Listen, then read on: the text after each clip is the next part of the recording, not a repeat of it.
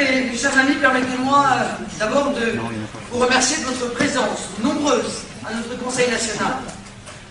Je voudrais profiter de l'occasion qui m'est donnée pour féliciter les nombreux intervenants et différents pour la qualité de leur contribution. Cette réunion, vous le savez, marque le point de départ d'échéances électorales capitales pour le Front National et pour l'avenir de notre pays. Nous sommes ici réunis pour lancer la première des campagnes qui doit amener notre mouvement à l'exercice des responsabilités. Cette longue marche vers le pouvoir exige courage, détermination et une abnégation sans faille à démontrer notre capacité à assumer l'alternative crédible à un système à bout de souffle rejeté par les Français. Les élections cantonales, les 21 et 27 mars, vont être la première étape à franchir. N'en doutez pas un instant. Nombreux sont ceux parmi nos adversaires qui espèrent nous voir trébucher. Voilà des années qu'ils craignaient notre retour, eux qui nous avaient si souvent enterrés, qu'ils contemplent aujourd'hui leur échec. Les élections régionales de mars 2010 ont confirmé ce que le système redoutait le plus: la mutation de notre mouvement en pôle de rassemblement, crédible, capable de répondre aux préoccupations et aux maux qui rongent notre pays. Un pôle de rassemblement capable de raviver dans le cœur des Français la flamme de l'espérance que la folle politique de nos adversaires, leur échec permanent et leur mensonge quotidien avaient réussi à éteindre, ou presque. La peur qui a saisi le système UNPS et la panique qui s'en est suivie, obligeant les états-majors de ces deux partis à faire du Front National leur cible privilégiée, témoignent de la montée en puissance dans toutes les couches de la société des idées que nous portons. Oh, les petits télégraphistes de l'UMP et du PS se relaient de plateau de télévision en plateau de télévision pour réciter le discours concocté par quelques conseillers en communication en mal d'inspiration. Le Front National n'aurait pas de programme économique. Ou alors celui-ci ne serait pas crédible, ça dépend des jours. Nous ne passons pas notre temps à leur répondre. Nos propositions, nous les défendons chaque jour devant les Français. Elles sont cohérentes et précises. Nous renverrons simplement ces chers experts, avec d'énormes guillemets, de la politique à leur propre critique. Qui n'est pas crédible pour assurer le redressement du pays, si ce n'est leur projet éculé, qui a fait la preuve en 30 ans de pouvoir, 15 ans pour le PS, 15 ans pour l'UMP, de sa nullité? Quel programme économique aura et a déjà eu des conséquences catastrophiques, si ce n'est celui de l'UMP et du PS? C'est le même, qui consiste à toujours accélérer dans la même direction ultralibérale, antinationale et mondialiste. Nous n'avons aucun complexe à avoir face à la morgue et l'arrogance de tous ces gens-là. Nous n'avons aucune leçon à recevoir d'eux. C'est nous, mes chers amis, qui allons leur en donner.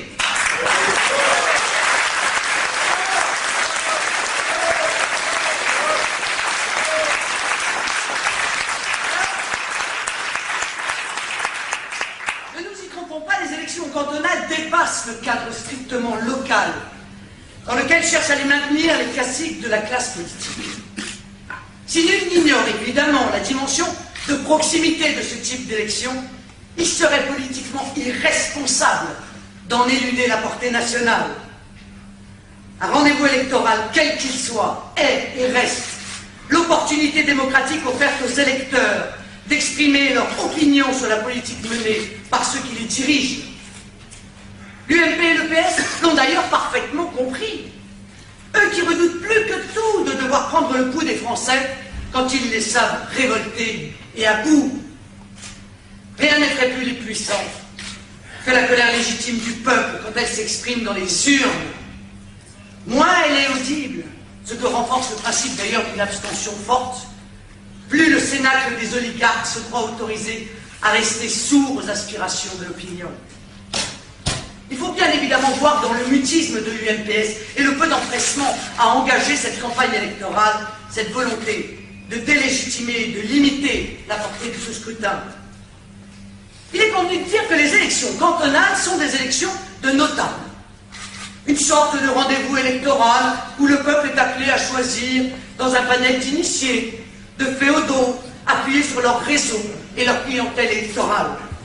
une chasse gardée, où les rôles, les postes et les prébendes sont soigneusement répartis entre les différents partis du système. Si pour la forme, on maintient l'apparence d'un scrutin parfaitement démocratique, on prend la peine, dans les dédales de l'Assemblée nationale, d'en cadenasser au maximum les règles de représentativité. C'est ainsi que l'UMPS, fidèle à ses tripatouillages électoraux, a fait adopter en catimini à quelques jours de Noël, et alors que les Français étaient absorbés par les préparatifs des fêtes de fin d'année, une modification de la loi électorale fixant le seuil d'accessibilité au second tour à 12,5% du nombre des électeurs inscrits contre 10% précédemment. Et le but de la manœuvre est limpide, faire barrage par tous les moyens au Front National. Le parti présidentiel est un récidiviste.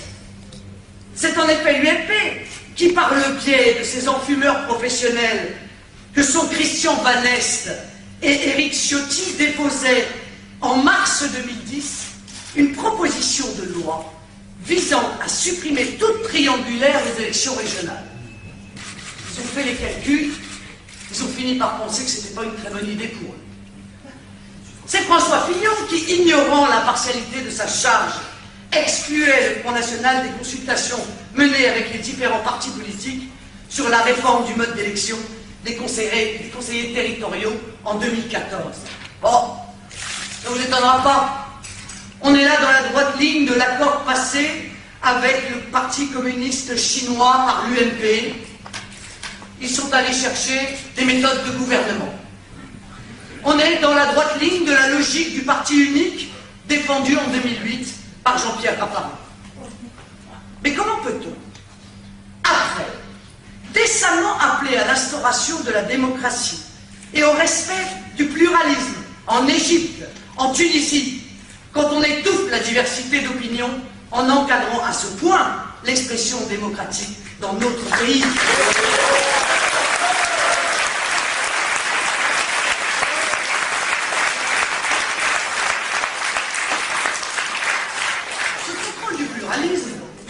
C'est fait bien évidemment avec l'accord du Parti socialiste, grand défenseur des libertés devant les micros et les caméras de télévision, mais partisan, lui aussi, d'une restriction de la représentativité des courants d'opinion.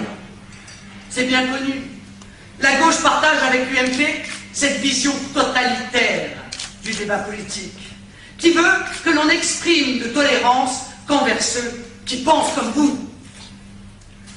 Pour en venir au département, il n'y a pas d'exemple plus emblématique de connivence entre les deux partis de ce binôme interchangeable que le scandale que constitue l'arrangement secret passé entre l'État UMP et notamment les conseils généraux PS. Dans une lettre adressée au président des conseils généraux par celui qui était alors secrétaire d'État aux collectivités territoriales, Alain Marlex a en effet proposé ce qu'il nomme des contrats de stabilisation, qui ne sont ni plus ni moins que le versement par l'État de millions d'euros aux départements demandeurs en contrepartie d'une réduction drastique des investissements relevant de leurs compétences.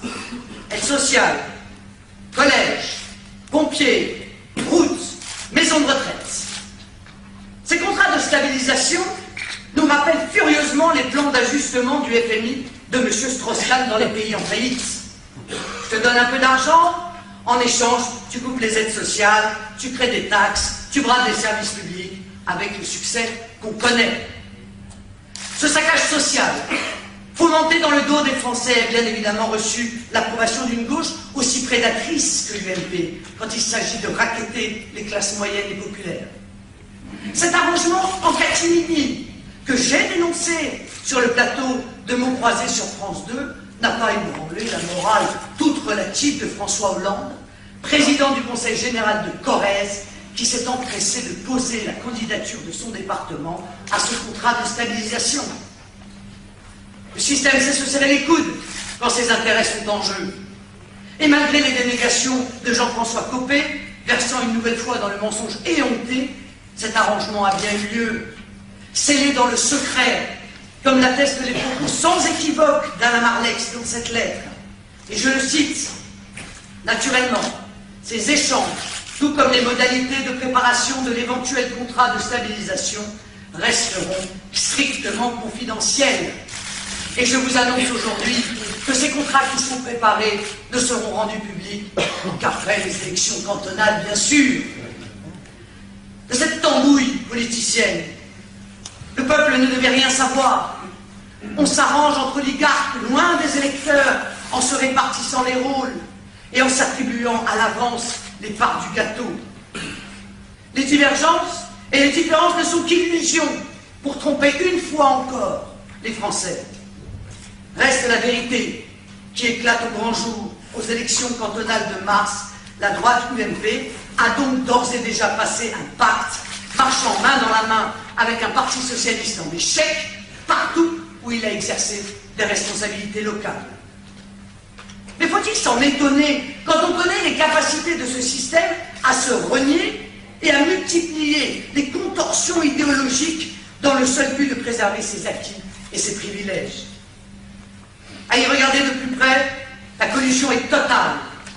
La ressemblance dans les programmes frappante et le bilan pour le moins accablant.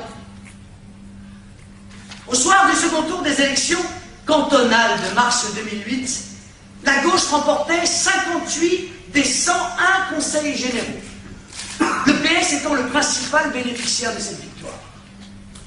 La mainmise de la gauche socialiste sur les trésors de guerre qui constituent les budgets primitifs des conseils généraux, 78 milliards d'euros en 2010 tout de même, a nourri toutes les politiques clientélistes, toutes les dérives financières et la fuite en avant dans une politique communautariste qui ignore la collectivité au profit des groupes identifiés. Cette dépensionnite aiguë qui caractérise la gestion des collectivités départementales par la gauche se fait en dépit du bon sens et s'exerce au détriment des classes moyennes et populaires, dépouillées et contraintes de payer toujours plus cette politique d'injustice sociale.